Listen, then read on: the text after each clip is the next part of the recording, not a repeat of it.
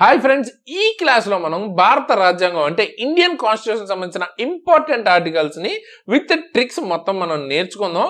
ఈ వీడియో చూసిన తర్వాత మీకు అసలు వేరే వీడియో గానీ వేరే క్లాస్ గానీ చూసే అవసరం రాదనమాట. ఓవరాల్ గా చాలా వరకు ఇంపార్టెంట్ ఆర్టికల్స్ ఏవైతే మనకి అన్ని ఎగ్జామ్స్ లో ఎస్ఎస్సి కానీ రైల్వే కానీ పోలీస్ జాబ్స్ స్టేట్ జాబ్స్ వీటన్నిటిలో అడిగే అన్ని కవర్ చేసుకుందాం. ఓకేనా? సో ఈ చాప్టర్ సంబంధించి మెజారిటీగా మీకు ఏ ఆర్టికల్ ఇంపార్టెంటో అవన్నీ కవర్ అయిపోతాయి ఈ వీడియోతో. సో మరి లేట్ చేయకుండా వీడియోని అయితే స్టార్ట్ చేసేద్దాం. అండ్ వీడియోని స్టార్ట్ చేసే ముందు లైక్ అయితే చేయండి, అలాగే మీ ఫ్రెండ్స్ కి షేర్ చేయడం మర్చిపోద్దు. అండ్ యాజ్ యూజువల్ మనం ప్రతిరోజు మాట్లాడుకుంటున్నట్టే రివిజన్, నిన్న టాపిక్ నుంచి ఒక క్వశ్చన్ రివిజన్ అయితే చేద్దాం. Who was the census commissioner of India during 2011? Year గుర్తుపెట్టుకోండి, 2021 అనట్లేదు. ఓకేనా? 2011 గురించి మాట్లాడుతున్నారు. అంటే 2021 అయ్యిందా అని మీకు చాలా మందికి డౌట్ రావచ్చు. నిన్న క్లాస్ చూడండి, దానిలో మొత్తం కంప్లీట్ గా సెన్సస్ గురించి డీటెయిల్ గా చెప్పాను. ఎండ్ స్క్రీన్ లో ఇస్తాను ఆ వీడియో, అక్కడి నుంచి మీరు చూడొచ్చు. సో ఓవరాల్ గా 2011 సెన్సస్ సంబంధించిన కమిషనర్, చీఫ్ కమిషనర్ ఎవరు అన్నది కింద అయితే కామెంట్ చేయండి. ఓకే, సో ఇలాగే మనం డైలీ టాపిక్ అయితే ఒక టాపిక్ ని కవర్ చేసుకుంటున్నాం కదా, స్టాటిక్ జీకేకి సంబంధించి. నెక్స్ట్ ఏ టాపిక్ కావాలన్నది కూడా కింద అయితే కామెంట్ చేయండి. నెక్స్ట్ ఆ టాపిక్ ని తీసుకొస్తాను. First part union and it's territories చూసుకుంటే ఆర్టికల్ 1 to 4 లో మనకున్న ఫస్ట్ ఇంపార్టెంట్ ఆర్టికల్ ఏంటి? ఆర్టికల్ 1 ఏం చెప్తుంది అన్నది తెలుసుకోవాలి. ఆర్టికల్ 1 ఏం చెప్తుంది? India, that is Bharat. So official గా కాన్స్టిట్యూషన్ ప్రకారం ఇండియా అన్న భారత్ అన్న రెండు కూడా అఫీషియల్ గా ఉన్న నేమ్సే మన కంట్రీకి. ఓకేనా? Shall be union of states. So మన భారతదేశం అన్నది యూనియన్ ఆఫ్ స్టేట్స్ అంట. ఓకేనా? సో పాలిటీలో మనకి federation of states, union of states అని ఉంటదన్నమాట. So union of states and it's territories మనకి. ఓకే, సో ఫస్ట్ ఆర్టికల్ అయితే అది చెప్తుంది. ఆర్టికల్ 2 ఏం చెప్తుంది? Admission are establishment of new states.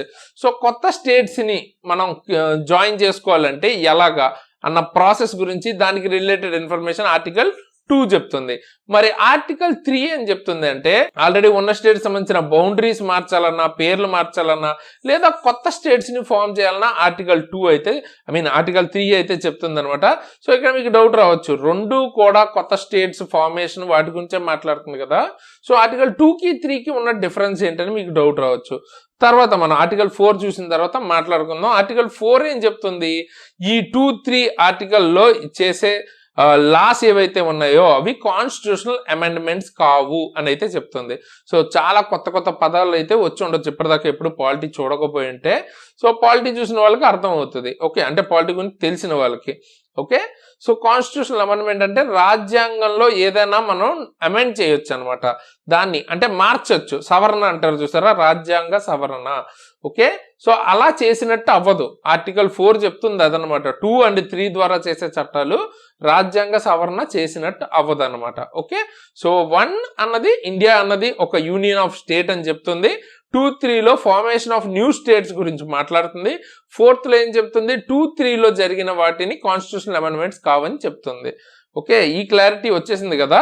Next మీకున్న డౌట్ ఏంటి? ఆర్టికల్ 2 and 3 రెండు formation of a new state గురించే మాట్లాడుతున్నాయి కదా, మరి డిఫరెన్స్ ఏంటి అని డౌట్ అయితే రావచ్చు.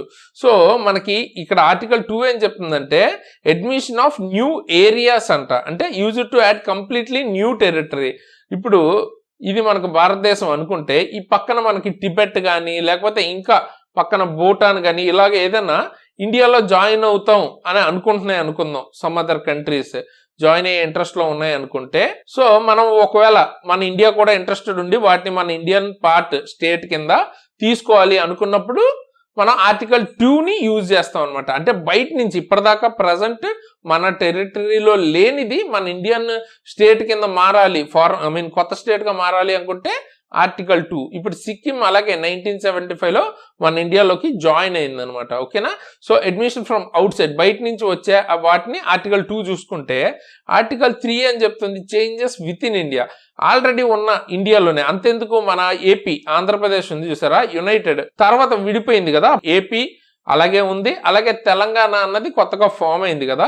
సో ఆ కొత్తగా ఫామ్ అయిన స్టేట్ ఆర్టికల్ ఏంటి? ఆర్టికల్ 3 అనమాట. ఎందుకంటే విత్ ఇన్ ఆల్రెడీ మన ఇండియాలో పార్టే అది. జస్ట్ దాని బౌండరీస్ చేంజ్ అయ్యి కొత్త స్టేట్ కింద ఫామ్ అయింది అంతే. ఓకేనా? సో అదే ఎగ్జాంపుల్, ఇప్పుడు అర్థమైంది కదా. అండ్ ఇలా చేసేటప్పుడు president must refer such a bill to concern state legislature.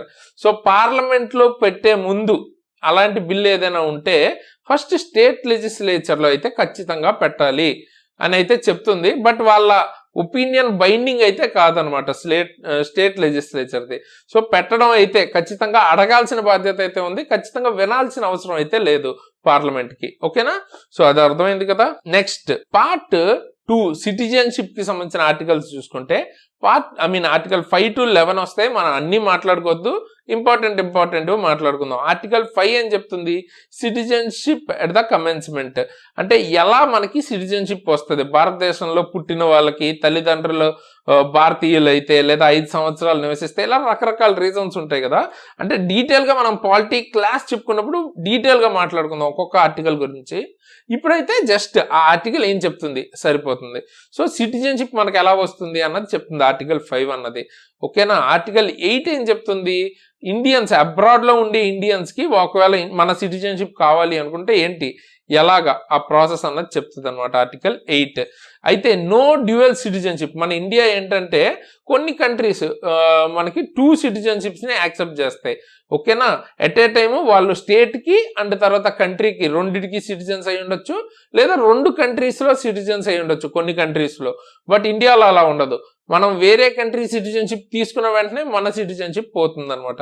So no dual citizenship చెప్తున్న ఆర్టికల్ ఏంటి? ఆర్టికల్ 9. అలాగే ఆర్టికల్ 11 ఏం చెప్తుంది? Parliament power to regulate citizenship. So citizenship కి సంబంధించి ఏమైనా మనం లాస్ అంటే చట్టాలు తీసుకురావాలి అంటే ఆ పవర్ పార్లమెంట్ కు ఉంది అని ఆర్టికల్ 11 అయితే చెప్తుంది అనమాట. నెక్స్ట్ ఇక్కడ మనకి ఫండమెంటల్ రైట్స్ ఖచ్చితంగా తెలుసుకోవాలి.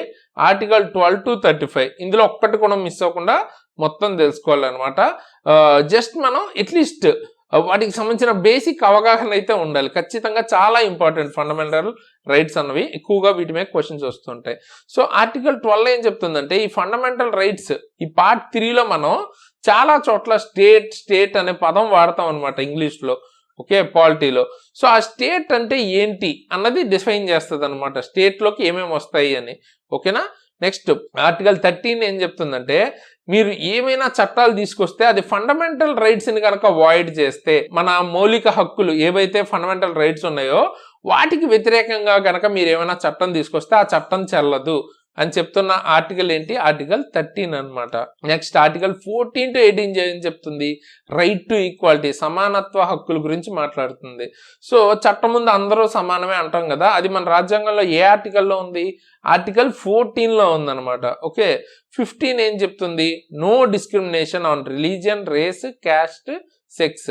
ఓకే, ఈ ప్రాతిపదికన మీరు డిస్క్రిమినేట్ చేయడానికి లేదు. రిలీజన్ ని బేస్ చేసుకుని, రేస్ బేస్ చేసుకుని, క్యాస్ట్ బేస్ చేసుకుని, సెక్స్ అంటే జెండర్ ని బేస్ చేసుకుని మేల్ ఫిమేల్ అని డిస్క్రిమినేట్ చేయకూడదని చెప్తుంది.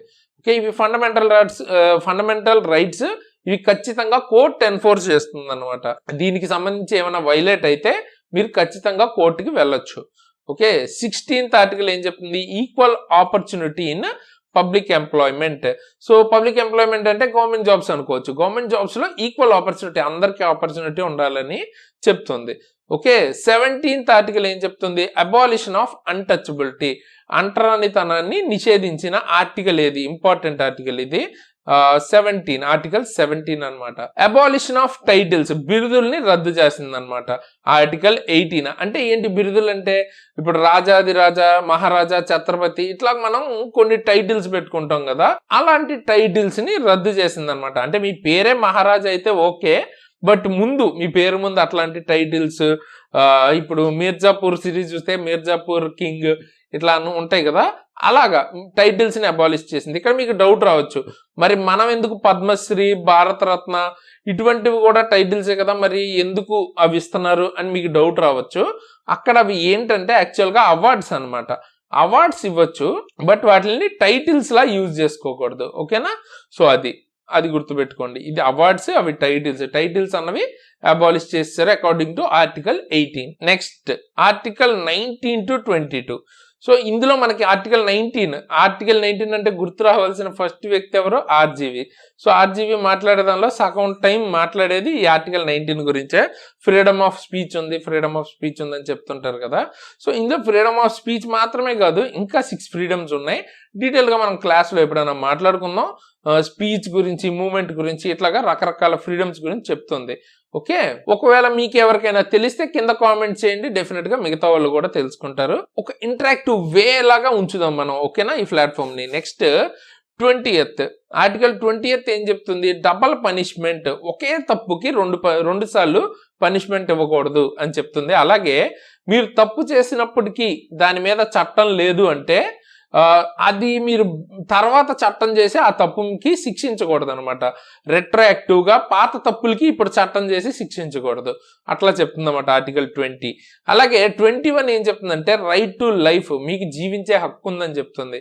అలాగే పర్సనల్ లిబర్టీ, స్వేచ్ఛ, వ్యక్తిగత స్వేచ్ఛ గురించి చెప్తుంది అనమాట 21. అండ్ మనకి సుప్రీంకోర్టు జడ్జిమెంట్స్ ద్వారా ఇండైరెక్ట్ గా ఇందులో మనకి ఫ్రీడమ్ ఆఫ్ ప్రెస్ ఇట్లా చాలా కూడా వస్తుంటాయి.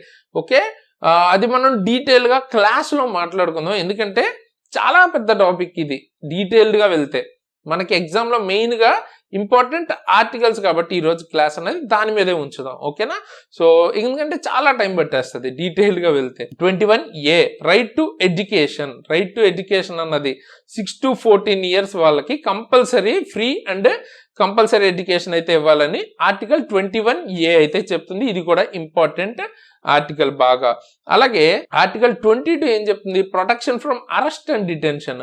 అంటే ఇప్పుడు మీకు ఎవరైనా ఒక పోలీస్తో గొడవ అయిందంటే తను మీకు ఆర్బిటరీగా, అంటే ఎలా పడితే అలాగా ఏ రీజన్ లేకుండా అరెస్ట్ చేయడానికి, డిటెన్షన్ అంటే జైల్లో పెట్టడానికి లేదనమాట. Proper valid procedure and reason అయితే ఉండాలి.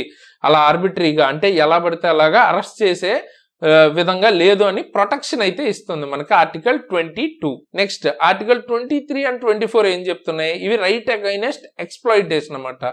ఓకేనా, మీ మీద జరిగే ఎక్స్ప్లాయిటేషన్ నుంచి మిమ్మల్ని ప్రొటెక్ట్ చేసే రైట్స్, అంటే ప్రొహిబిషన్ ఆఫ్ హ్యూమన్ ట్రాఫికింగ్. ఓకేనా, అలాగే ఫోర్స్డ్ లేబర్ కి సంబంధించి ప్రొహిబిషన్, అంటే వెట్టి చాకరీ అంటారు కదా, స్లావరీ, అటువంటివి ప్రొహిబిట్ చేస్తుంది. అలాగే మనుషుల్ని కొంతమంది ఒక ఆబ్జెక్ట్ లాగా ట్రేడ్ చేస్తుంటారు కదా, అమ్ముతుంటారు కిడ్నాప్ చేసి, సో అటువంటివి హ్యూమన్ ట్రాఫికింగ్ వాటిని ప్రొహిబిట్ చేస్తుంది అనమాట. అలాగే no child below 14 employed in factory. ఓకేనా, చిల్డ్రన్స్ అంటే చిన్నపిల్లలతో పని చేయించకూడదు అంటారు కదా, ఏ ఆర్టికల్ అది మనకి? ఆర్టికల్ 24 చెప్తుంది అనమాట. అటువంటి పనిని నిషేధించింది. ఓకే, అండ్ ఇక్కడ దాకా వచ్చారంటే డెఫినెట్ గా మీకు ఈ క్లాస్ అన్నది నచ్చిందని అనుకుంటున్నాను. డెఫినెట్ గా ఒక లైక్ అయితే చేయండి అండ్ మీ ఫ్రెండ్స్ కి తప్పకుండా వీడియోని షేర్ చేయండి, ఎందుకంటే నాకు చాలా మోటివేషన్ వస్తుంది ఇటువంటి క్లాసెస్ ఇంకా మీకు ఫ్రీగా యూట్యూబ్ లో డైలీ తీసుకురావడానికి. సో ఎక్కువ వ్యూస్, ఎక్కువ లైక్స్ ఉంటే ఒక చిన్న హ్యాపీనెస్ అనమాట.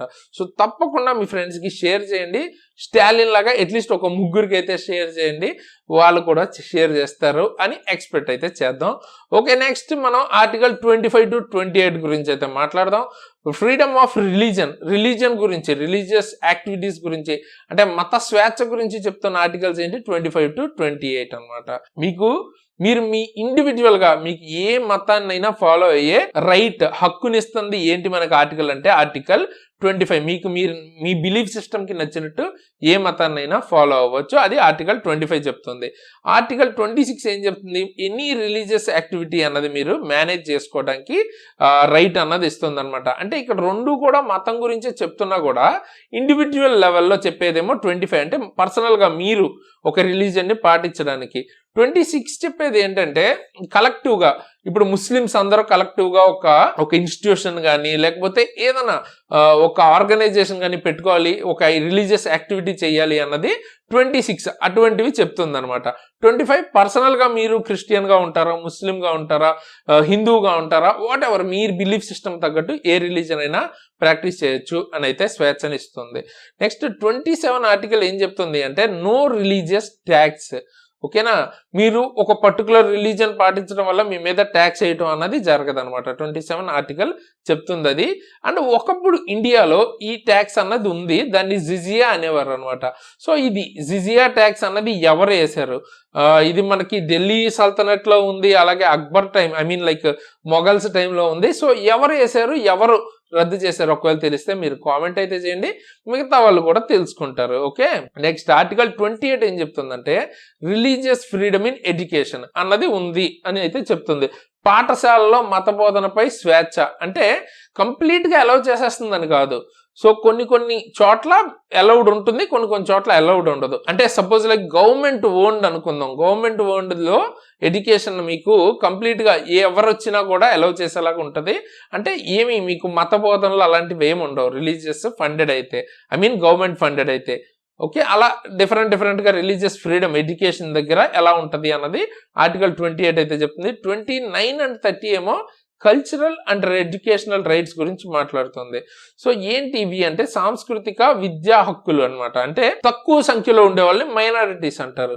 ఓకే, సో వాళ్ళ కల్చర్ ని పోగొట్టుకోకుండా దానికి సంబంధించి ప్రొటెక్షన్ ఉంటుందన్నమాట 29తో. అలాగే ఆర్టికల్ 30 ఏం చెప్తుందంటే right to establish institutions, me religious culture and education కి సంబంధించి ఇన్స్టిట్యూషన్స్ పెట్టుకోవచ్చు అని అయితే చెప్తుంది ఆర్టికల్ 30. Okay, next article 31. ఇది మీరు ఎక్కువగా మీడియాలో ఎప్పుడు వింటూ ఉండరు, ఎందుకంటే ఇది ఒకప్పుడు ఉండేది, ఇప్పుడు రిపీల్ చేసేసారు, అంటే తీసేసారు, రద్దు చేసేసారు. ఇంతకీ ఏంటి ఆ లా అంటే మీకు ఆ రైట్ ఏంటంటే property right. Okay, so property right అన్నది ఇంతకు ముందు ఉండేది ఆర్టికల్ 31లో ఉండేది, ఇప్పుడు అది లీగల్ రైట్ అయిపోయింది, ఫండమెంటల్ రైట్ కాదు, లీగల్ రైట్ అయిపోయింది. 300A అయితే ఉంది అది. ఓకేనా, next constitutional remedy. Okay, right to constitutional remedies, ఇది చాలా ఇంపార్టెంట్.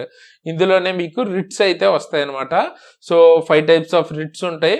అండ్ మనకి అంబేద్కర్ గారి దృష్టిలో హార్ట్ ఆఫ్ ద కాన్స్టిట్యూషన్ ఇది లేకపోతే ఆ కాన్స్టిట్యూషన్ కి వాల్యూవే లేదు అన్నంత రేంజ్ ఉన్న ఒక ఆర్టికల్ 32 అన్నది. ఓకే, సో మీరు దృశ్యం సినిమాలో మాట్లాడతారు కదా హెబియస్ కార్పస్, ఇవన్నీ కూడా రిట్స్ అనమాట. హెబియస్ కార్పస్, సెంచురీ, ప్రొహిబిషన్, ఇవన్నీ కూడా మనకి మ్యాండమస్, ఇవన్నీ రిట్స్ అనమాట. ఇవన్నీ ఆర్టికల్ 32లో అయితే వస్తాయి. మనం సెపరేట్ గా ఇంకొక టైంలో మాట్లాడుకుందాం. బట్ ఆర్టికల్ 32 ఏం చెప్తుంది అన్నది ఇప్పుడు ఇంపార్టెంట్, కాన్స్టిట్యూషనల్ రెమెడీస్. ఓకే, ఇదే పని సుప్రీంకోర్టు చేస్తుంది అనమాట. దీనికి సంబంధించి ఆర్టికల్ 32 చెప్తుంది అది. అదే హైకోర్ట్స్ కి ఈ పవర్ ఆర్టికల్ 226 ఇస్తుంది అనమాట. ఓకేనా, రిట్స్ ఇష్యూ చేసే పవర్ ఆర్టికల్ 226 హైకోర్ట్స్ కి ఇస్తుంది. ఓకే, హైకోర్ట్స్ ఏంటంటే fundamental rights and other purposes కూడా ఇవ్వచ్చు. ఓకే, లీగల్ రైట్స్ కూడా.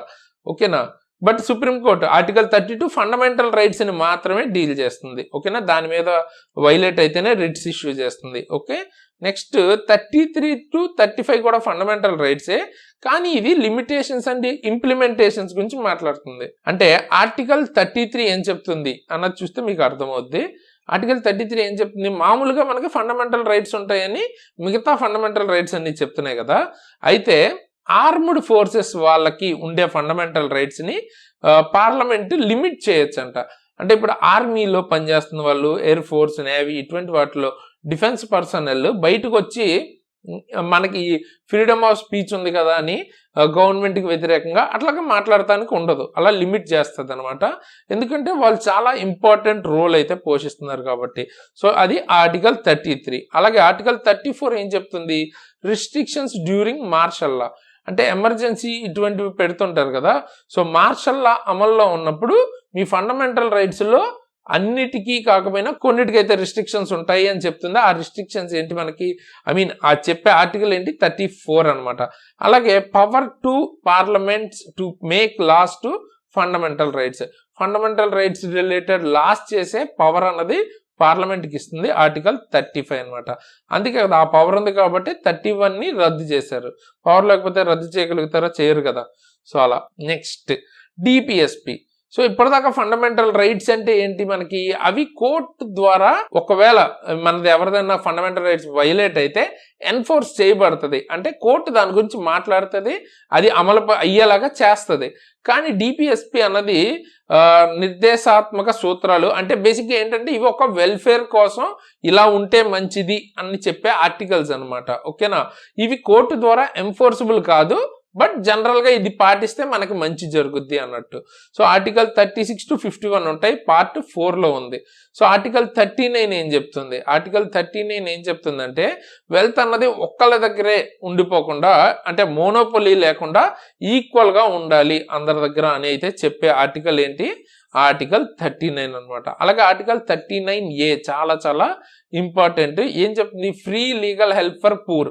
అంటే ఇప్పుడు పూర్ పీపుల్ ఉన్నారనుకోండి, వాళ్ళు పెద్ద పెద్ద లాయర్స్ ని ఎఫోర్డ్ చేసుకోలేరు. అంటే అప్పుడు వాళ్ళు లాయర్స్ ని ఎఫోర్డ్ చేసుకోలేరు కదా అని ఒకవేళ వాళ్ళ వైపు న్యాయం ఉంటే కూడా మనం దాన్ని కంప్లీట్ గా అవాయిడ్ చేయలేం కదా. సో వాళ్ళకి లీగల్ హెల్ప్ కావాలి. అలాంటప్పుడు ఆ లీగల్ హెల్ప్ అంటే కోర్టు మీకు ఫ్రీగా పూర్ పీపుల్ కి లీగల్ ఎయిడ్ అన్నది హెల్ప్ చేస్తుంది అనమాట. పబ్లిక్ ప్రాసిక్యూటర్ అంటారు కదా. సో ఆర్టికల్ 39A ద్వారా చేస్తుంది అది. అండ్ ఆర్టికల్ 40 ఏం మాట్లాడుతుంది? విలేజ్ పంచాయత్స్ ని ఏర్పాటు చేసి సెల్ఫ్ గవర్నమెంట్ దిశగా వెళ్ళాలి అని అయితే చెప్తుంది అనమాట. Okay, decentralisation. మొత్తం పవర్స్ అన్నవి పైన ఎక్కడో టాప్ లో చీఫ్ మినిస్టర్ దగ్గర, లేకపోతే అంటే టాప్ లో ఉండడం కాకుండా కింద లెవెల్లో, లో లెవెల్లో ఉండాలి, డీసెంట్రలైజ్డ్ గా ఉండాలని మాట్లాడుద్ది ఆర్టికల్ 40. అందులో భాగంగానే పంచాయత్స్ అయితే తీసుకొచ్చారు. Okay, next article 44.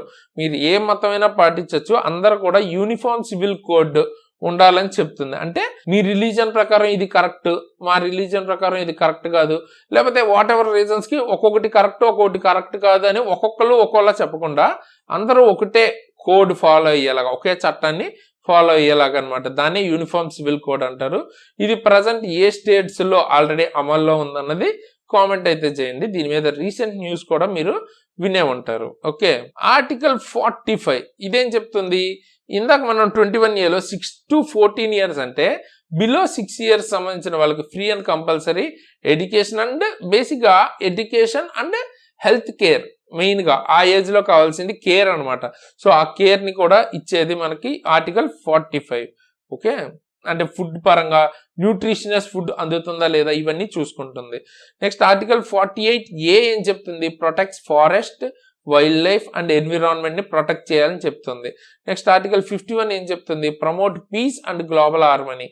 అంటే ఇంటర్నేషనల్ గా మనం మిగతా అన్ని దేశాలతో పీస్ఫుల్ గా అండ్ తర్వాత ఇంటర్నేషనల్ గా ఒక హార్మోనీతో, కోఆర్డినేషన్ తో ఉండాలి అని అయితే చెప్తుంది.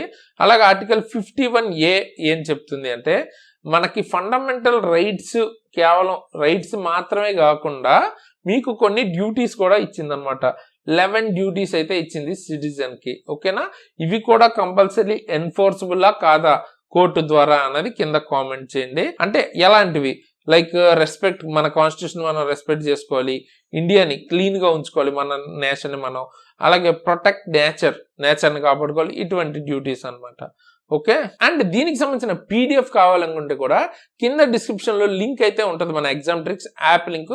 ఫ్రీగా మీరు ఈ పీడిఎఫ్ అన్నది డౌన్లోడ్ చేసుకుని, అలాగే నేను ఇంతకుముందు జీకేకి సంబంధించి చేసిన ఫ్రీ క్లాసెస్ ఉంటాయి, దానికి సంబంధించిన వీడియోస్ అండ్ అలాగే దానికి సంబంధించిన పీడిఎఫ్స్ అన్ని కూడా మన యాప్ లో ఫ్రీగా ఎన్టీపీసీ స్పెషల్ కానీ జీకే స్పెషల్ అని మీకు అక్కడ ఒక కోర్స్ అయితే ఫ్రీగా కనిపిస్తుంది, అందులోకి వెళ్ళి డౌన్లోడ్ చేసుకుని చదువుకోవచ్చు. Okay, so next article 53. Article 53 ఏం చెప్తుంది? మనకి ఎగ్జిక్యూటివ్ పవర్స్ ఆఫ్ యూనియన్ గురించి మాట్లాడుతుంది. అంటే ప్రెసిడెంట్ మనకి హెడ్ ఆఫ్ ద కంట్రీ అని మాట్లాడతాం కదా, ప్రెసిడెంట్ కి ఆ పవర్ ఇచ్చింది ఏంటి మనకి? ఆర్టికల్ 53 అనమాట. బట్ నిజానికి ప్రెసిడెంట్ హెడ్ అని మనం అంటాం, కానీ రియల్ గా మొత్తం పవర్ ఎవరు ఎక్సైజ్ చేస్తారు? PM and council of ministers. Okay, article 55 ఏం చెప్తుంది? Manner of election of president. అంటే ప్రెసిడెంట్ ని ఎన్నుకునే ప్రొసీజర్ గురించి మాట్లాడుతుంది. Proportional representation, single transferable vote, ఈ పదాలు అందులో మీరు చూడవచ్చు. అలాగే ఆర్టికల్ 57 చెప్తుంది ఏంటి అంటే ఎలిజిబిలిటీ ఆఫ్ రీఎలక్షన్. అంటే ఆల్రెడీ ప్రెసిడెంట్ అయిన వ్యక్తి మళ్ళీ ఎలక్ట్ అవ్వాలి అంటే ఎలిజిబిలిటీ ఏంటి అని చెప్తుంది. అంటే కొన్ని కంట్రీస్, యుఎస్ లాంటి కంట్రీస్ లో కేవలం ఒకసారి ప్రెసిడెంట్ అయిన వ్యక్తి 2 సార్లు మాత్రమే అవ్వగలుగుతాడు. బట్ ఇండియాలో అలాంటి సిస్టమ్ ఏం లేదు, ఎన్నిసార్లు అయినా అవ్వచ్చు. నెక్స్ట్ ఆర్టికల్ 59 ఏం చెప్తుంది? Conditions of president office. అంటే ప్రెసిడెంట్ ఆఫీస్ కి సంబంధించిన శాలరీ, అలవెన్సెస్, వాటితో పాటు వాటికి సంబంధించిన ఎలిజిబిలిటీస్ అవన్నీ మాట్లాడేది ఏ ఆర్టికల్? ఆర్టికల్ 59. అలాగే ఆర్టికల్ 61 చాలా చాలా ఇంపార్టెంట్.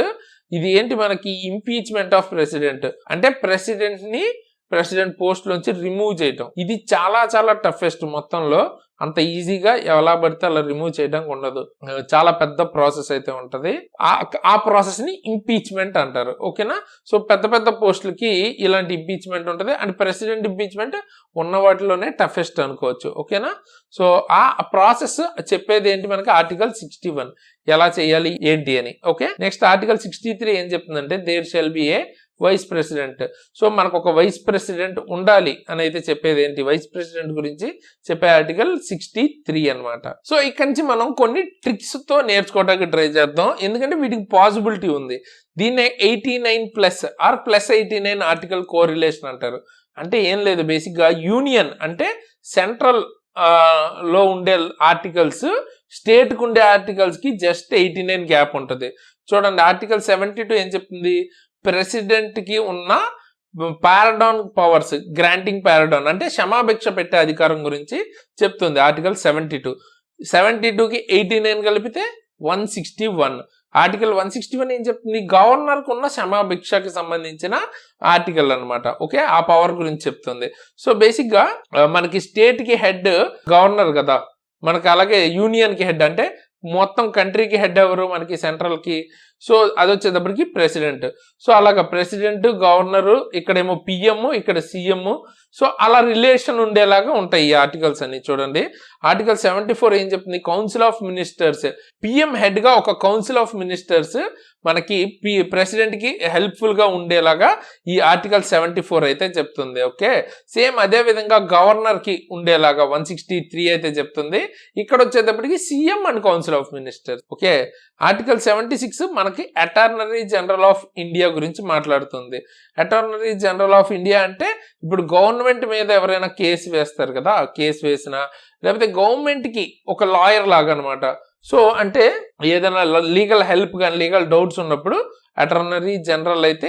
అదే విధంగా అడ్వకేట్ జనరల్ ఆఫ్ స్టేట్ కు ఉండే వ్యక్తిని అడ్వకేట్ జనరల్ అంటారు, ఆర్టికల్ 165. సో ఇవన్నీ కూడా సేమ్ 18+89 సిరీస్ లోకి వస్తాయి అనమాట. యూనియన్ దానికి +89 చేసుకుంటే స్టేట్ ఆర్టికల్స్ అన్న వచ్చేస్తాయి సేమ్ రిలేషన్ తో.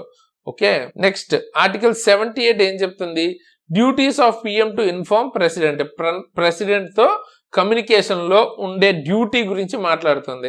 Same duty of CM to governor అనమాట, ఇన్ఫార్మ్ గవర్నర్ కి చెప్పాలని.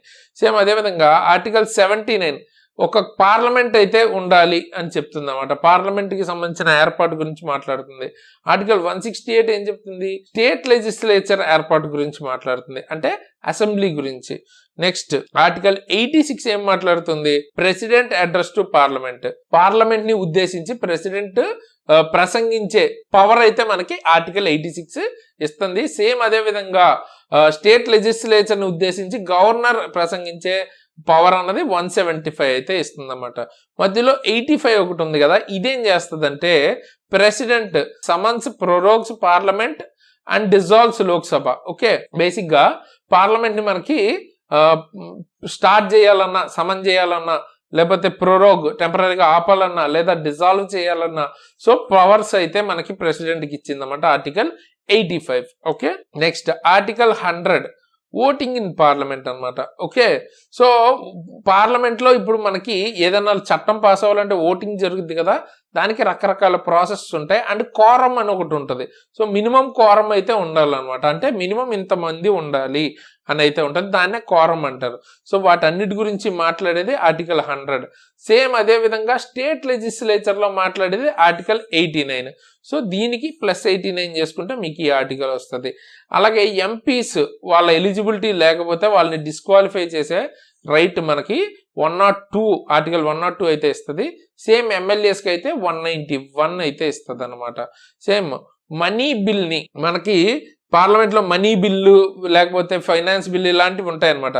సో ఏ బిల్లు మనీ బిల్ అన్నది చెప్పేది ఏంటి, ఆర్టికల్ 110 అనమాట. అండ్ ఫైనల్ జడ్జిమెంట్ మనీ బిల్లా కాదా అన్న ఫైనల్ జడ్జిమెంట్ ఉన్న పవర్ ఎవరికి ఉంటుంది అన్నది కింద అయితే కామెంట్ చేయండి అల్టిమేట్ గా. అండ్ స్టేట్ కి అయితే 199 మనీ బిల్లా కాదా అని చెప్పేది.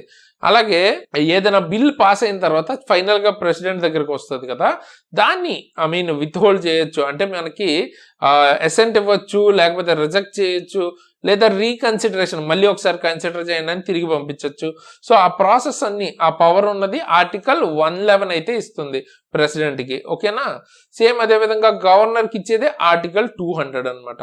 నెక్స్ట్ ఆర్టికల్ 108 అంటే ఏదైనా విషయం గురించి ఏదైనా చట్టం చేస్తున్నప్పుడు రాజ్యసభ లోక్సభ ఒకటి యాక్సెప్ట్ చేసి ఒకటి యాక్సెప్ట్ చేయట్లేదంటే ఏదైనా టై ఉన్నప్పుడు సో ఆ టైంలో ఏంటంటే మొత్తం అందరినీ కలిపి ఒక జాయింట్ సిట్టింగ్ కి ప్రెసిడెంట్ అయితే పిలుస్తారన్నమాట. అది ఆర్టికల్ 108 అన్నమాట. Next budget. మీరు మనకి కాన్స్టిట్యూషన్ లో బడ్జెట్ అనే వర్డ్ అయితే ఉండదు, కానీ యాన్యువల్ ఫినాన్స్ స్టేట్మెంట్ అని అయితే ఉంటది అనమాట. దాని గురించి మాట్లాడే ఆర్టికల్ 112. సేమ్ అంటే ఇప్పుడు ఇది యూనియన్ తరపున అయితే ఇలాగా, అదే state budget state annual finance statement నుంచి మాట్లాడేది ఆర్టికల్ 202. కాకపోతే ఈ సిరీస్ ఏంటంటే +90 అనమాట. 112కి +90 వేసుకుంటే 202. Next appropriation bill. So government ఇప్పుడు మనకి బడ్జెట్ పెట్టింది, ఇవన్నీ చేసింది కదా, దానికి మనీ కావాలంటే ఫండ్స్ లోంచి విత్డ్రా చేసుకోవాలి కదా, దానికి ఉన్న బిల్ పేరే అప్రాప్రియేషన్ బిల్ అన్నమాట. సో అది 114 చెప్తుంది. సేమ్ స్టేట్ కి కూడా అప్రాప్రియేషన్ బిల్ ఉంటుంది. So 114 + 19 article 204. Next final bill కి సంబంధించిన ప్రొవిజన్స్ గురించి, అంటే దాన్ని తీసుకురావడానికి ఉన్న రూల్స్ గురించి చెప్పేది 117. సేమ్ అదే విధంగా స్టేట్ ఫైనాన్స్ బిల్స్ అయితే ఆర్టికల్ 207. ఓకేనా. నెక్స్ట్ ఇవి చూడండి, ఇది 1, 2, 3. So first the second the interchange అయితే 213. ఇది కూడా అంతే 1, 2, 4. First the second the interchange చేస్తే 214. ఓకే, ఎందుకు ఇవంటే ఆర్టికల్ 1, 2, 3 దేని గురించి మాట్లాడుతుంది? Ordinance making. ఆర్డినెన్స్ అంటే ఏంటి? ఇప్పుడు ప్రతిసారి పార్లమెంట్ అన్నది సెషన్స్ లో ఉండదు అనమాట. ఒక్కొక్కసారి ఇంపార్టెంట్ లాస్ ని వెంటనే తీసుకురావాల్సి వస్తుంది. సో అప్పుడు తెచ్చే వాటినే ఆర్డినెన్స్ అంటారు. రఫ్ గా ఒక 6 months వ్యాలిడిటీతో ఆ ఆర్టికల్ ఆ లా అన్నది తీసుకొస్తారు. తర్వాత సెషన్ స్టార్ట్ అయినప్పుడు దాన్ని లా కింద చేసుకోవచ్చు. ఆ ఆర్టికల్ ఆ పవర్ ఉన్నది ఏంటి మనకి చెప్తుంది 123. అయితే ఇదే స్టేట్ విషయంలో అయితే 213 అంట. జస్ట్ ఆ నెంబర్స్ ఇంటర్చేంజ్ చేశారు ఫస్ట్ సెకండ్ అది. నెక్స్ట్ సుప్రీంకోర్టు ఎస్టాబ్లిష్మెంట్ గురించి మాట్లాడిన ఆర్టికల్ ఏంటి? ఆర్టికల్ 124. హైకోర్టు ఎస్టాబ్లిష్మెంట్ గురించి మాట్లాడింది ఆర్టికల్ 214 అనమాట. సో రివర్స్, అదే రివర్స్ అని కూడా కాదు, ఫస్ట్ సెకండ్ నెంబర్స్ ఇంటర్చేంజ్ అయింది. అయితే సుప్రీంకోర్టు జడ్జిని రిమూవ్ చేయాలంటే కూడా ఇంపీచ్మెంట్ ప్రాసెస్ అయితే ఉంటుంది. సో అది చెప్తున్న ఆర్టికల్ ఏంటి, ప్రొసీజర్ చెప్తున్న ఆర్టికల్ అంటే 124(4) అనమాట. అదే హైకోర్ట్స్కి అయితే 218, ఆర్టికల్ 218 చెప్తుంది. ఓకేనా. సో ఒకే దగ్గర రిలేటెడ్ ఉంటే గుర్తుపెట్టుకోవడానికి ఈజీ ఉంటుందని. ఓకే, అండ్ ఈ 218లో మెయిన్ గా ఏంటంటే సుప్రీంకోర్టు జడ్జికి ఏదైతే పవర్స్ ప్రాసెస్ ఉందో ఆ టైప్ ఆఫ్ ప్రొటెక్షన్ అనేది హైకోర్టు జడ్జెస్ కూడా ఇచ్చారనమాట. ఎందుకంటే వాళ్ళ పోస్ట్ అన్నది ఈజీగా రిమూవ్ అయిపోయేలాగా ఉంటే జడ్జిమెంట్స్ ని ఇన్ఫ్లుయెన్స్ చేసేలా ఉంటుంది పొలిటీషియన్స్ కానీ అలాగా. సో అందుకని ప్రొటెక్షన్ ఇచ్చింది అనమాట. కొంచెం ఇంపీచ్మెంట్ అనే ఒక టఫ్ ప్రాసెస్ ద్వారా రిమూవ్ చేస్తారు కాబట్టి అంత ఈజీ కాదు, కాబట్టి వాళ్ళు కొంచెం స్వేచ్ఛగా ఆ జడ్జిమెంట్స్ అన్నవి ఇవ్వచ్చు. నెక్స్ట్ ఎమర్జెన్సీస్ చాలా ఇంపార్టెంట్. ఎమర్జెన్సీస్ 3 types ఉంటాయి. నేషనల్ ఎమర్జెన్సీ, ప్రెసిడెంట్ రూల్ అంటే state emergency, financial emergency. And వీటి డిఫరెన్స్ చూడండి, 352కి 4 కలిపితే 356, 356కి 4 కలిపితే 360. ఓకేనా, +4 డిఫరెన్స్ లో ఉంటది. సో ఫస్ట్ 352 చెప్పేది నేషనల్ ఎమర్జెన్సీ, అంటే మొత్తం కంట్రీలో. అది ఎప్పుడు మీకు వార్ కానీ, ఎక్స్టర్నల్ అగ్రెషన్ కానీ, ఆర్మ్డ్ రెబేలియన్స్ ఇటువంటివి ఉన్నప్పుడు మనకి అంటే ఆయుధాలతో తిరుగుబాటు జరిగిన లేదా విదేశీ దాడి లేదా యుద్ధాలు ఇటువంటివి జరిగినప్పుడు నేషనల్ ఎమర్జెన్సీ పెడతారన్నమాట. అండ్ ప్రెసిడెంట్ రూల్ ఎప్పుడు పెడతారు? అది పెట్టేది కూడా 356 ఆర్టికల్ ద్వారా. State due to failure of constitutional machinery అంటే రాజ్యాంగ వ్యవస్థలు ఏవైనా ఫెయిల్ అయితే ఆ టైంలో పెడతారు. రీసెంట్ గా మనకి మణిపూర్ లో అయితే పెట్టారు అనమాట. ఓకేనా, 356 యూజ్ చేసి. అలాగే ఫైనాన్షియల్ ఎమర్జెన్సీ, ఫైనాన్షియల్ గా మనకి ఇండియా స్టేబుల్ గా లేదనుకోండి, ఆర్థిక సంక్షోభంలో గనక ఉంటే మనకి అప్పుడు ఫైనాన్షియల్ ఎమర్జెన్సీ అయితే పెడతారు. ఓకే, సో ఈ ఫైనాన్షియల్ ఎమర్జెన్సీ ఇప్పటిదాకా ఇండియాలో ఎప్పుడు పెట్టలేదు అనమాట. ఓకే, నెక్స్ట్ కొన్ని ఇంపార్టెంట్ ఆర్టికల్స్ మాట్లాడుకుందాం. ఆర్టికల్ 137 ఇదేం చెప్తుందంటే సుప్రీంకోర్టు తను ఇచ్చిన జడ్జిమెంట్ ని మళ్ళీ తనే రివ్యూ చేసుకునే ఛాన్స్, ఆ పవర్ అయితే ఇస్తుంది అనమాట. ఓకే, బట్ అలాగని ఎలా పడితే అలా అన్లిమిటెడ్ పవర్ అని కాదు, కొన్ని లిమిటేషన్స్ ఉంటాయి. ఓకే, నెక్స్ట్ ఆర్టికల్ 141 సుప్రీంకోర్టు ఇచ్చిన జడ్జిమెంట్స్ ఆర్ సుప్రీంకోర్టు ఏదైనా లా డిక్లేర్ చేస్తే అది అన్ని కోర్ట్స్, లోయర్ కోర్ట్స్ అంటే హై కోర్ట్స్, మిగతా డిస్ట్రిక్ట్ కోర్ట్స్ అన్నిటి మీద అది బైండింగ్, అవి పాటించాల్సిందే. Okay, next article 143 okay, president can refer matter to supreme court, అంటే సుప్రీంకోర్టు అడ్వైజ్ అయితే తీసుకోవచ్చు అనమాట. ఈ ఆర్టికల్ 143 యూజ్ చేసుకుని ప్రెసిడెంట్ సుప్రీంకోర్టు అడ్వైజ్ అయితే తీసుకోవచ్చు ఏదైనా లీగల్ మ్యాటర్స్ లో.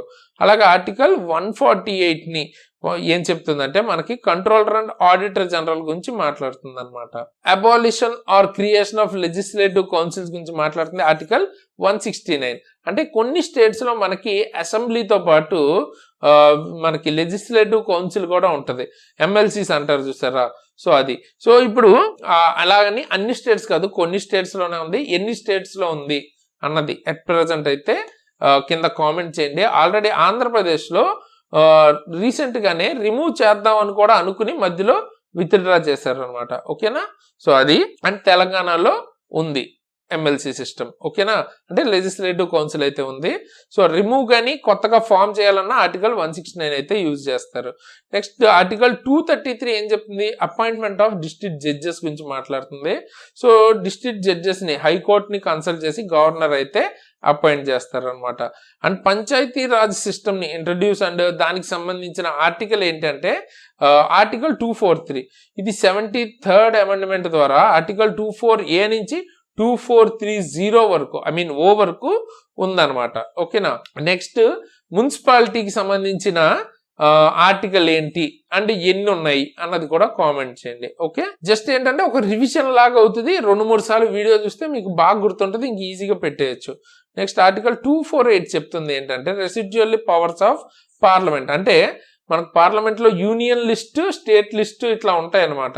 అంటే స్టేట్ లిస్ట్ లో ఉన్నాయన్నీ స్టేట్ చూసుకోవాలి, యూనియన్ లిస్ట్ లో ఉన్నవన్నీ యూనియన్ చూసుకుంటది, అంటే సెంట్రల్ చూసుకుంటది. వీటి మీద చట్టాలు యూనియన్ చేస్తే వీటి మీద చట్టాలు స్టేట్ చేస్తుంది. కానీ ఆ రెండిట్లోనూ లేవనుకోండి, అప్పుడు ఎవరు దాని మీద చట్టాలు చేస్తారు అంటే ఆ పవర్స్ పార్లమెంట్ కి మాత్రమే ఉంటాయి అనమాట. దాన్నే రెసిడ్యువరీ పవర్స్ అంటారు. Next parliament can legislate on state list in national interest, అంటే ఎవరి దాని మీద వాళ్ళే చేసుకోవాలని చెప్పాను కదా. అంటే స్టేట్ లిస్ట్ లో ఉన్న వాటి మీద జనరల్ గా పార్లమెంట్ చట్టాలు చేయదు.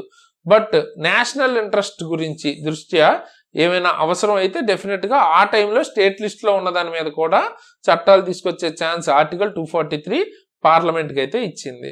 నెక్స్ట్ ఆర్టికల్ 253 ఏం చెప్తుంది, ఇంటర్నేషనల్ అగ్రిమెంట్ ఇంప్లిమెంటేషన్, అంటే మనం ఇప్పుడు వేరు వేరు కంట్రీస్ లో చాలా MOUs, ట్రీటీస్, అగ్రిమెంట్స్ సైన్ చేస్తుంటారు. మరి వాటికి సంబంధించిన చట్టాలు తీసుకురావాలంటే ఆర్టికల్ 253ని యూజ్ చేసి ఆర్టికల్ 253 మనకు దానికి సంబంధించిన లాస్ అయితే తీసుకురావచ్చు చట్టాలని. ఓకే, ఇంటర్ స్టేట్ కౌన్సిల్ ఉండాలని చెప్తున్న ఆర్టికల్ ఏంటి, ఆర్టికల్ 263. ఇదేంటంటే స్టేట్స్ మధ్యలో కానీ యూనియన్ కి స్టేట్స్ కి మధ్యలో ఉన్న డిస్ప్యూట్స్, వాటికి సంబంధించిన కోఆర్డినేషన్ గురించి ఈ కౌన్సిల్ అన్నది ఒకటి క్రియేట్ చేసుకుంటారు అన్నమాట. ఆర్టికల్ 263 అది చెప్తుంది. నెక్స్ట్ ఫైనాన్షియల్ కమిషన్ ఉండాలని చెప్పేది ఆర్టికల్ 280. ఇదేం చేస్తుంది, ఫైనాన్స్ కమిషన్ అంటే సెంటర్ కి స్టేట్ కి మధ్యలో రెవెన్యూని డిస్ట్రిబ్యూట్ చేస్తుంది. సో ఇండియాలో చాలా మనీ అయితే స్టేట్స్ ద్వారా సెంట్రల్కి వెళ్తుంది కదా, మళ్ళీ తర్వాత స్టేట్స్ కి డిస్ట్రిబ్యూట్ అవుతుంది కదా. సో అది చెప్పేది ఎవరు మనకి, ఫైనాన్స్ కమిషన్, ఎవరికి ఎంత ఏంటి అని. నెక్స్ట్ ఆర్టికల్ 311 ఏం చెప్తుంది, గవర్నమెంట్ సర్వెంట్స్ రిమూవల్ గురించి ఆర్టికల్ 311 చెప్తుంది. ఇక్కడ గవర్నమెంట్ సర్వెంట్స్ అంటే అందరు గవర్నమెంట్ లో పనిచేసే వాళ్ళం కాదు, గవర్నమెంట్ ఎంప్లాయీస్ అందరూ అని కాదు, civil services, all India services ఉంటాయి కదా, వాటిలో పనిచేసే వాళ్ళని డిస్మిస్ చేయాలి అంటే ప్రాపర్ ఎంక్వైరీ లేకుండా, వితౌట్ రీజన్ మీరు డిస్మిస్ చేయడానికి లేకుండా ఈ ఆర్టికల్ 311 అన్నమాట. ఎందుకంటే ఇప్పుడు ఒక IAS కానీ IPS కానీ వాళ్ళు డ్యూటీ చేసుకుంటున్నప్పుడు ఎవరన్నా పొలిటీషియన్స్ తో వాళ్ళతో ఏమైనా ఇబ్బంది అయితే డిస్మిస్ చేసేస్తాం అట్లా అనడానికి ఉండదు, ప్రాపర్ ఎంక్వైరీ చేసి అట్లా ఉంటది అనమాట. సో అటువంటి సిస్టమ్ ఉంటుంది. నెక్స్ట్ ఆర్టికల్ 312 ఓకే, ఇదేం చెప్తుందంటే ఆల్ ఇండియా సర్వీసెస్ ని కావాలంటే క్రియేట్ చేసుకోవచ్చు, లైక్ IAS, IPS, IFS ఇవి క్రియేట్ చేసుకోవచ్చు అన్నమాట. సో ఈ 3 కాకుండా ఇంకా ఏమైనా ఆల్ ఇండియా సర్వీసెస్ ఉన్నాయా, ఇది నా క్వశ్చన్. సో కామెంట్ చేయండి మీకు గనక ఆన్సర్ తెలిస్తే. ఓకే, ఎందుకు అడుగుతున్నాను అన్ని మధ్య మధ్యలో క్వశ్చన్స్ అంటే అట్లా ఆలోచిస్తే మీకు అది గుర్తుంటుంది నెక్స్ట్ టైం ఎగ్జామ్లో అని. ఓకే, అండ్ ఆన్సర్ అయితే చేయండి, అవసరమైతే గూగుల్ హెల్ప్ తీసుకునైనా ఆన్సర్ చేయండి. ఓకే, సో ఆర్టికల్ 315 ఏం చెప్తుంది? ఇప్పుడు all India services, civil services కావాలి, ఎలా చేస్తారు మనకి recruitment? Public service commissions. So public service commissions ఏర్పాటు గురించి మాట్లాడేది ఆర్టికల్ 315. యూపీఎస్సీ కానీ స్టేట్ ఏపీపీఎస్సీ, టీఎస్పీఎస్సీ ఇవన్నీ దానికి సంబంధించి మాట్లాడేది ఆర్టికల్ 315 అనమాట.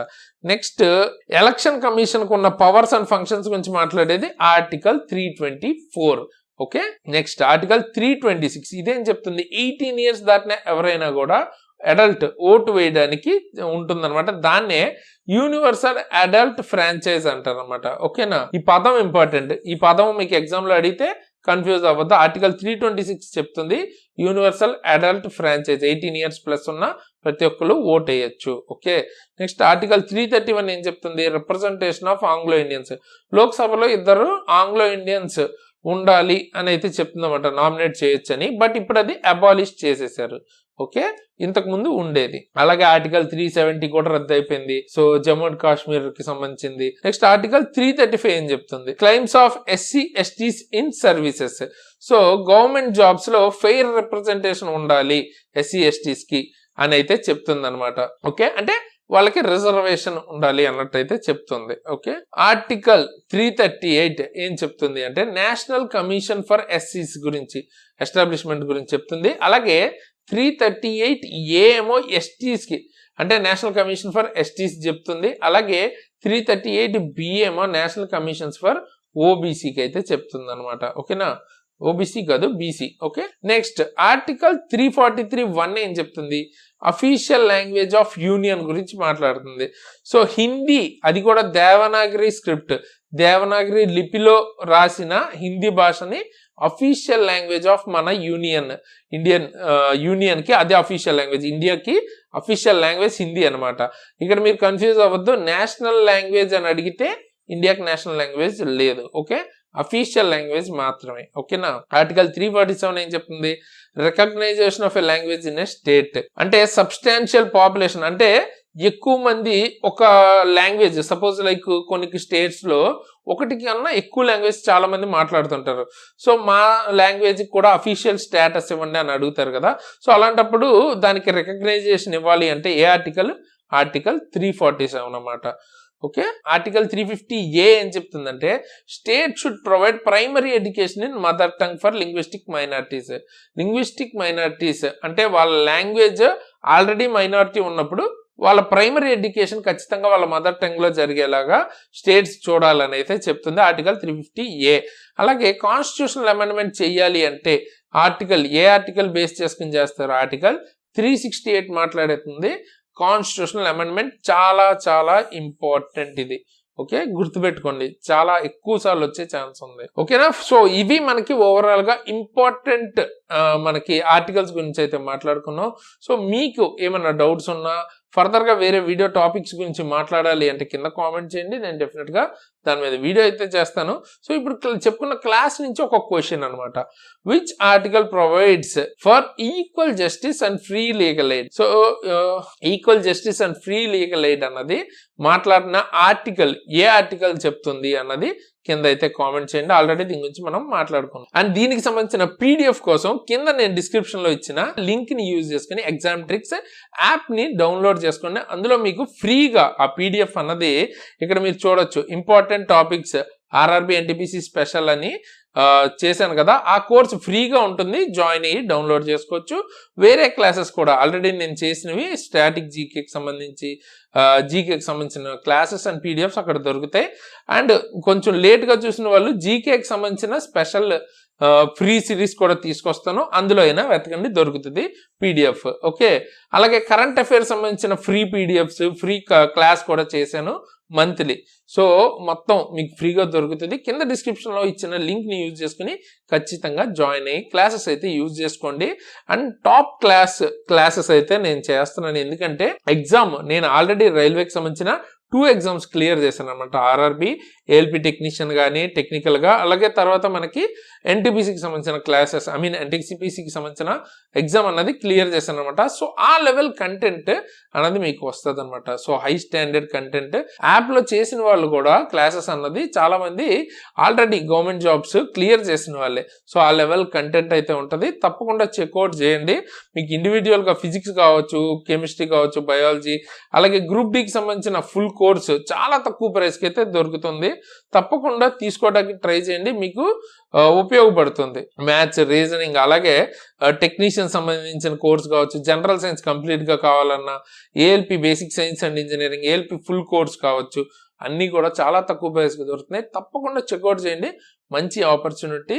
మీకు డెఫినెట్గా హెల్ప్ అయ్యే వీడియోస్ అక్కడ దొరుకుతాయి, అలాగే డెమోస్ కూడా ఉంటాయి, ఒకసారి చెక్ చేయండి. అండ్ మీకు ఏమైనా గవర్నమెంట్ జాబ్ రిలేటెడ్ అప్డేట్స్ కావాలి అనుకుంటే మన టెలిగ్రామ్ ఛానల్లో అయితే జాయిన్ అవ్వండి. ఏమైనా అప్డేట్స్ రైల్వే కానీ గవర్నమెంట్ జాబ్ రిలేటెడ్ ఉంటే అక్కడ నేను పోస్ట్ చేస్తాను. అలాగే పర్సనల్గా నన్ను ఫాలో అవ్వాలి అనుకుంటే కింద డిస్క్రిప్షన్లో నేను ఇన్స్టాగ్రామ్ ఐడి అండ్ లింక్ ఇస్తాను, అక్కడి నుంచి ఫాలో అవ్వాలనుకుంటే ఫాలో అవ్వచ్చు. అండ్ వీడియోని డెఫినెట్గా లైక్ చేసి మీ ఫ్రెండ్స్కి షేర్ చేయడం అస్సలు మర్చిపోద్దు. సో దట్ ఇట్లాంటి లైక్స్ అండ్ వ్యూస్ కనుక ఎక్కువ ఉంటే ఇటువంటి మంచి మంచి వీడియోస్ ఇంకా ఎక్కువ తీసుకొస్తాను. అండ్ కొత్త వాళ్ళు సబ్స్క్రైబ్ చేసుకుని బెల్ ఐకాన్ని ఆల్లో పెట్టి ఉంచుకోండి. మీకు డెఫినెట్గా మంచి వీడియోస్ అంటే క్లాసెస్ కావచ్చు, అప్డేట్స్ కావచ్చు, అథెంటిక్ ఇన్ఫర్మేషన్, అన్ని హెల్ప్ఫుల్ వీడియోస్ మీకు స్టూడెంట్స్కి డెఫినెట్గా దొరుకుతాయి. నేను ఎలా అయితే జాబ్ క్లియర్ చేస్తానో ఆ లెవెల్లో మీకు హెల్ప్ చేయడానికి నేను కూడా ట్రై చేస్తాను. ఆల్రెడీ ఇంతకుముందే మనము సెన్సెస్ గురించి మాట్లాడుకున్నాం, అలాగే కంప్యూటర్ షార్ట్ కట్స్ గురించి మాట్లాడుకున్నాం, ఇండెక్స్ గురించి మాట్లాడుకున్నాం, ఐపీఎల్ గురించి మాట్లాడుకున్నాం. సో ఇప్పుడు ఈ సెన్సెస్ కానీ కంప్యూటర్ షార్ట్ కట్స్ కానీ ఎండ్ స్క్రీన్లో ఇస్తాను, చూడని వాళ్ళైతే తప్పకుండా చెక్అవుట్ చేయండి. ఎగ్జామ్లో డెఫినెట్గా అవి కూడా వస్తూ ఉంటాయి, ఖచ్చితంగా మీకు హెల్ప్ అవుతుంది. సో దీని మీద ఇంకా ఏమైనా ప్లేలిస్ట్ క్రియేట్ చేద్దామా, లేదా వేరే వీడియో టాపిక్స్ ఏమైనా చేయాలంటే కామెంట్ చేయండి, అవి కూడా చేద్దాం. సో ఈ వీడియోకి గైస్ ఇలాంటి మంచి మంచి వీడియోస్ మళ్ళీ వస్తున్నంత వరకు సైనింగ్ ఆఫ్ తేజస్.